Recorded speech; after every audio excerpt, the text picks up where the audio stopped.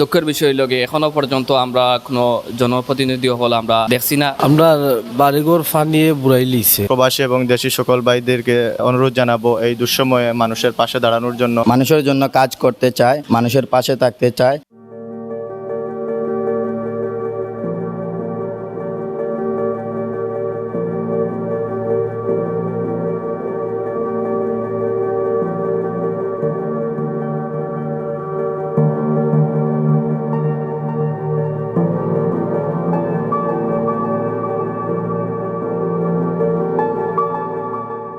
টানা বৃষ্টি ও উজান থেকে নেমে আসা ঢলে সিলেট জেলায় প্রায় সবগুলো নদ নদীর পানি বেড়ে গেছে।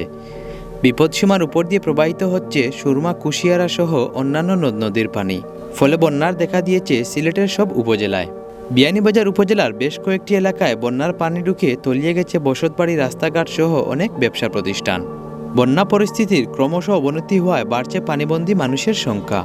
পানিবন্দী এসব মানুষকে উদ্ধার করে নিরাপদ আশ্রয়ের ব্যবস্থা করেছে কাকরদিয়া তেরাদল উচ্চ বিদ্যালয় বাইকার্স কমিউনিটি। কাকরদিয়া ও তেরাদল এলাকার বন্যা কবলিত মানুষের জন্য কাকরদিয়া তেরাদল উচ্চ বিদ্যালয়ে আশ্রয় কেন্দ্রের ব্যবস্থা করেছে সংগঠনটি। ইতিমধ্যে আশ্রয় কেন্দ্রে অবস্থান নিয়েছে বেশ কয়েকটি পরিবার। সময়ের সাথে সাথে বাড়ছে সেই সংখ্যা।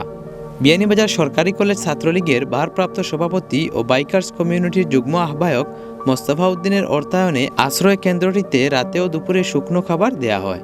আশ্রয় কেন্দ্রের যাবতীয় দেখাশোনা করছে কাকরদিয়া তেরাদল উচ্চ বিদ্যালয় বাইকার্স কমিউনিটি। বিভিন্ন দুর্যোগকালের মুহূর্তে সংগঠনটি থাকে প্রথম সারিতে।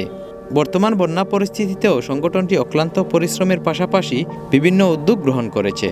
সেই সাথে প্রবাসী ও বিত্তবানদের সহযোগিতা কামনা করেন তারা।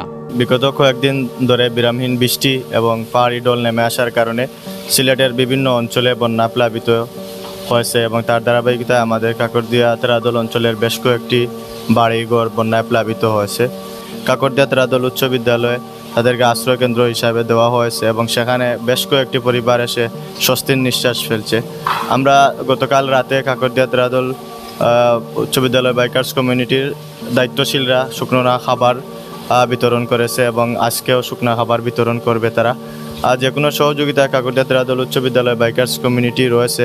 এই অঞ্চলের মানুষের সবসময় দুর্যোগের সংকটে কাকরদিয়া তেরাদল উচ্চ বিদ্যালয় বাইকার্স কমিউনিটি কাজ করে যায়।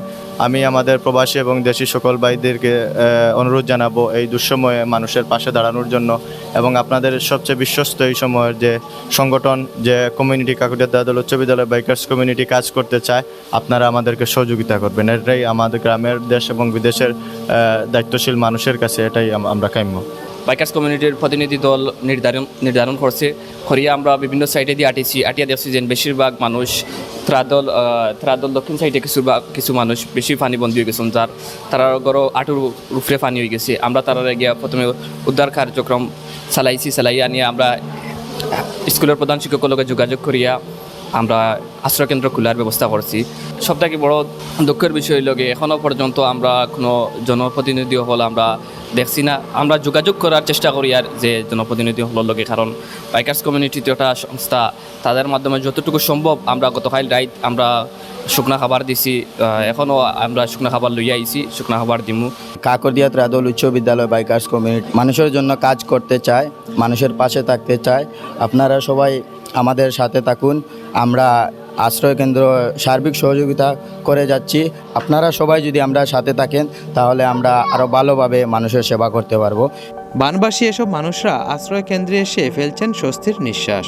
আমরা বাড়িঘর ফানিয়ে বুড়াই লিছে, খেলাবর মাইনসা নিয়ে আমরা আশ্রয় দিছে।